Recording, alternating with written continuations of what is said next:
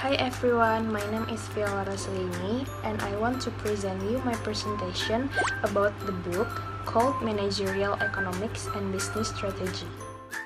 So this is the mind maps of my presentation. First is fundamentals of managerial economics. Second, demand and supplies. Third, quantitative demand analysis. Fourth, the theory of individual behavior. 5. The production process and cost.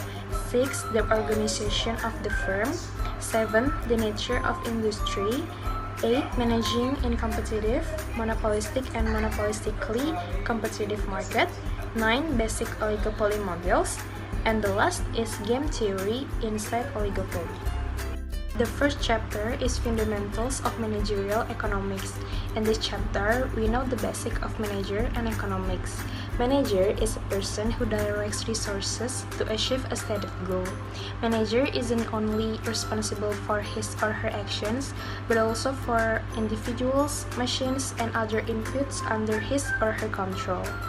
And economics. Economics is the science of making decisions in the presence of scarce resources.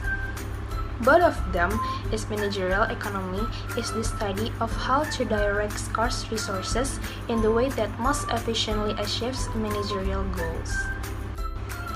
The next chapter is about demand and supplies. In economics, there's demand and supplies. Demand have a law of demand. As purchasing price increases, the quantity a consumer is willing to purchase decreases. It is assumed that all other things remain constant. And what the function is? The function that describes how much of a good will be purchased at alternative price of that good and related goods. Next is supplies. Supplies have a law of supplies.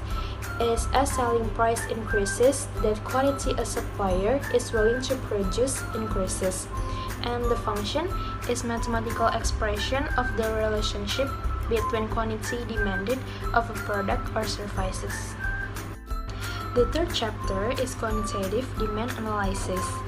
There's on price elasticity or point elasticity is a measure of the responsiveness of quantity demanded of a good to a change in the price of that good. There's perfectly elastic demand.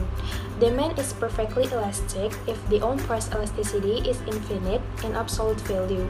In this case, demand curve is horizontal. And then perfectly inelastic demand. Demand is perfectly inelastic if the on-price elasticity is zero. In this case, the demand curve is vertical. The next chapter is the theory of individual behavior. In this chapter is talk about consumer. Consumer is an individual who purchases goods and services from firms for the purpose of consumption. Two distinct factors to consider while characterizing consumer behavior is first, consumer opportunities represent the possible goods and services consumer can afford. Second is consumer preference that determine which of the affordable goods will be consumed. Chapter 5 is the production process and cost. The production process. Most production processes involve capital or machinery and labor or people. It is very important for business to identify the processes that add value so that they can enhance these processes to the ongoing benefits of the business. And the second is cost function is fixed cost that do not change with changes in output. Include the cost of fixed inputs used in production. And variable cost is cost that change with the changes in output. Include the cost of inputs that vary with output. The next chapter is the organization of the firm. In this chapter, talk about managerial compensation and the principal agent problem. One characteristic of many large firms is the separation of ownership and control. The owner of the firm often are distantly located stockholders, and a manager runs the firms on a day-to-day basis. By creating a firm, an owner enjoys the benefit of reduced transaction costs. A principal agent problem will exist when the ownership is separate from control. This will be avoided by making an incentive contract. Chapter 7 is the nature of industry. There's factors that affect pricing decisions. First, it's firm size. Second is industry concentrations, and then technology, demand and market conditions, and the last is research and development. The next chapter is managing in competitive, monopolistic and monopolistically competitive market. Perfectly competitive market, the key conditions for perfect competition is there are many buyers and sellers in the market, each of which is small relative to the market. Second, each firm in the market reduces a homogeneous product. And then buyers and sellers have perfect information, there are no transaction costs, and there's free entry into and exit from the market. Chapter 9 is basic oligopoly models. Oligopoly is a market structure in which there are only a few firms, each of which is large relative to the total industry. 4 oligopoly settings or models is first, Swiss oligopoly is the firms produce differentiated products. Second, Cournot oligopoly is a quantity settings environment.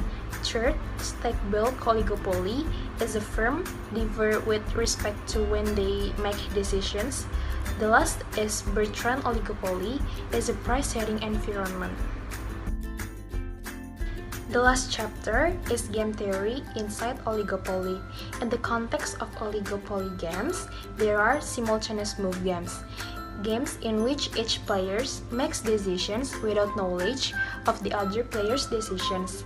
Second is sequential move games, game in which one player make a move after observing the other player's move. The last is one-shot games.